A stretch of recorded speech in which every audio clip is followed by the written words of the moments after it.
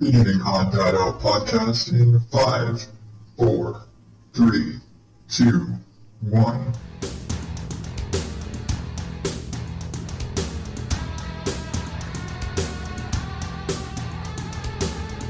Welcome to Day 7 of National Podcast Post Month here on the Odd Data Podcast, where I am giving you daily random samplings of the kind of bullshit that goes through my brain all the time.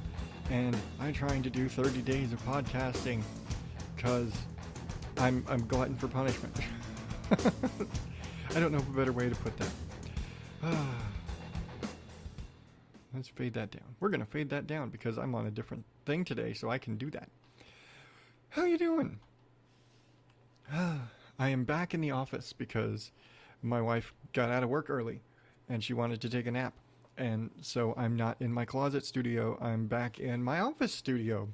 So we're doing this like this today. How you doing? I'm tired. Are you tired? I'm a little tired. Then again, I'm always tired, so it's hard for me to kind of, say, oh, I'm so tired. I'm always tired. So, something I wanted to do, because I've kind of been teasing it, you could say, for the last week. I've talked about, we went on our trip to Disney. I'll talk about our trip to Disney later. I'll talk about Disney later. We went to Disney. I'm going to talk about it later. I'll never talk about it later. And I think the biggest reason is because it's a big vacation. It's a lot of stuff. And so it makes it so that it's difficult for me to I can't fit that all into one quick daily episode. It's just too much to talk about. So what I'm thinking I'm going to try and do is for the rest of this week, I will be covering different days and elements and parts of our trip to Disneyland this last 3 weeks ago. And no, it's not just me. I'm trying to, in one hand, I'm trying to fill space. Because I've got 30 days of shit to talk about, and I need stuff to talk about. So this is one of those things I'm going to be talking about.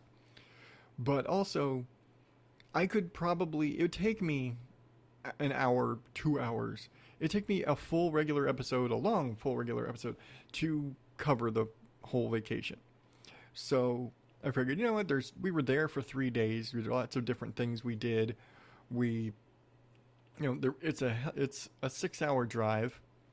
It's, planning and prepping and how did we even manage to pull off a Disney trip. So I figured I'd start there and kind of work our way through the week. That should at least get us 5 days, don't you think? I think so. So, what I'm going to start with is how did we come to Day 7 of NAPODPOMO is Day 1 of our trip to Disneyland. And how did we manage to pull this off? Long story short, we refinanced the house.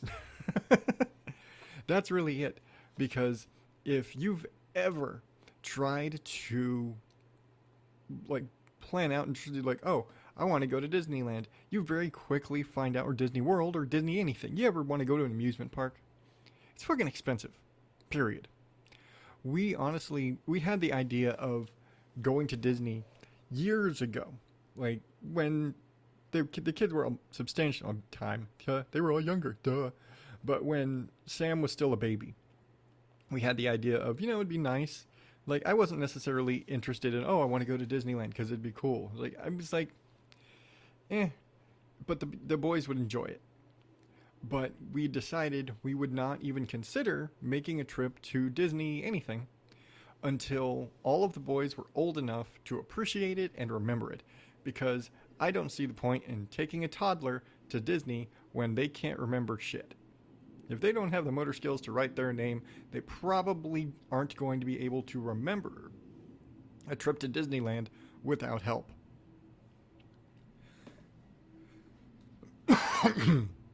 Not editing here, folks. So, we now our youngest is 7. He's in 2nd grade. He remembers. He's a blue belt in Taekwondo. The kid's, he can remember. He's got the mental faculties to appreciate a trip to Disneyland. And so we thought, you know what? It'd be nice to do But we were like, okay, well, once the boys are old enough, we'll start saving. And we knew it was going to be, make a special savings account, set money aside, save up for years, because we knew from the get-go that tickets were going to be a couple $1,000s. Because you're not going to Disney for one day, you're going to go for 2 or 3 or 4 days. And so we decided, okay, we'll start saving up for a trip to Disney. Well, part of the thing about we have this house, and if you're familiar at all with the housing market and the real estate industry in the United States for the last few years, housing prices went through the roof during COVID times. So, one of the things, we've actually refinanced our house twice in the 3 years that we've lived here, because the home values have gone up and up and up, and it's allowed us to remove our, refinance it to get the, the insurance? I'm blanking the word. When you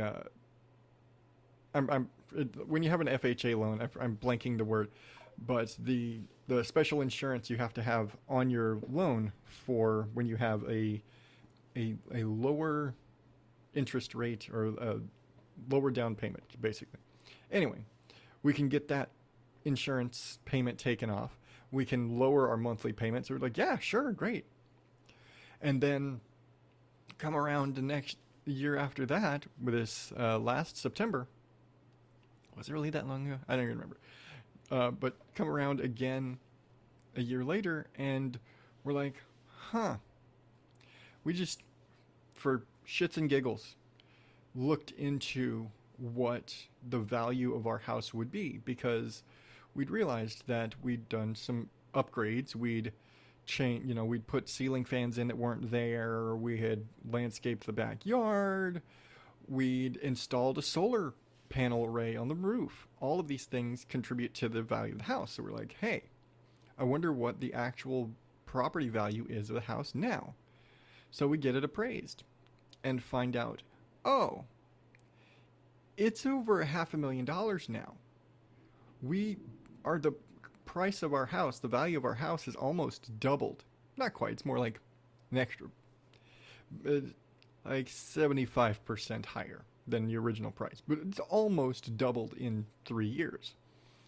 So when we did another refi, they were like, hey, you can, if you do this, if our payments are this much amount, that means we can take cash out of that refi, and we were able to pay off a ton of bills and do a bunch of stuff.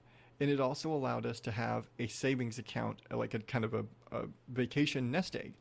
And I kind of threw out the idea of, we have the money, we can afford to do it.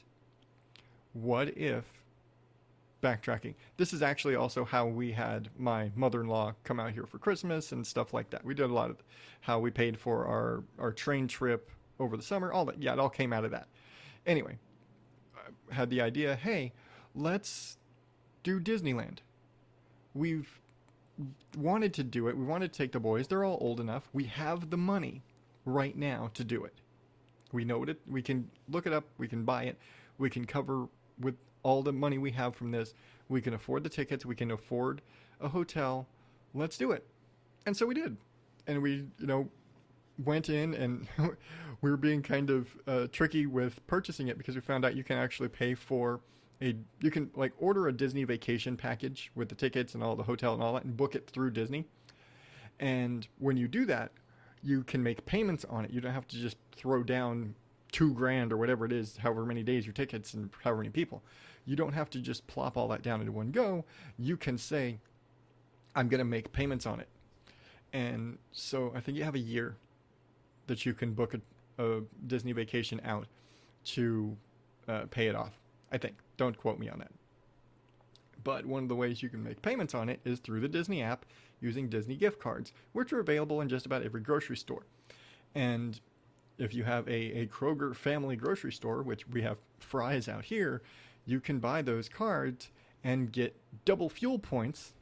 So you get a discount on your gas by buying the gift cards, and then pay for the Disney trip, and then you get a discount on your gas. So we ended up buying something like 6 or 8 gift cards. I forget.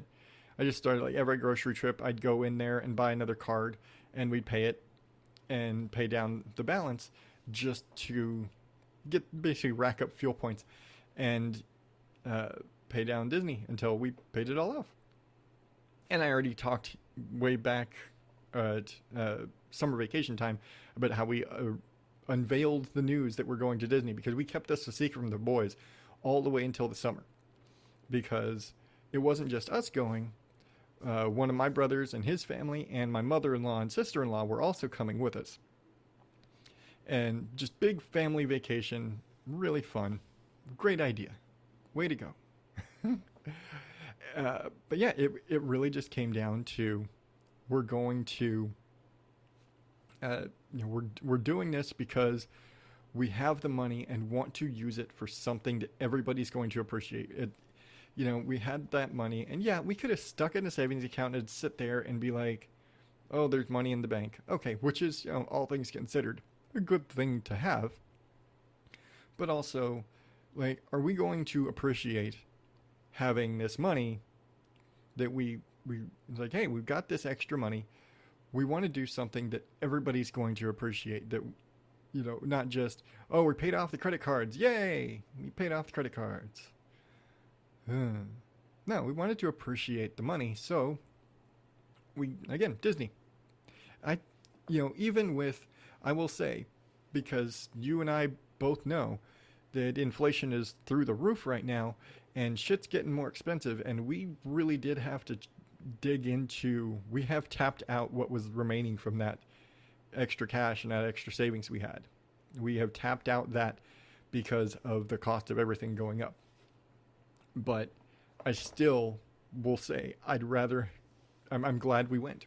I'm glad we spent it on this, because this is an experience that at this point it will be years before we can do this again. So, if we decide to do this, we've budgeted it. It's going to be several $1,000s that we frankly don't have. We happen to have it at the time. We did it.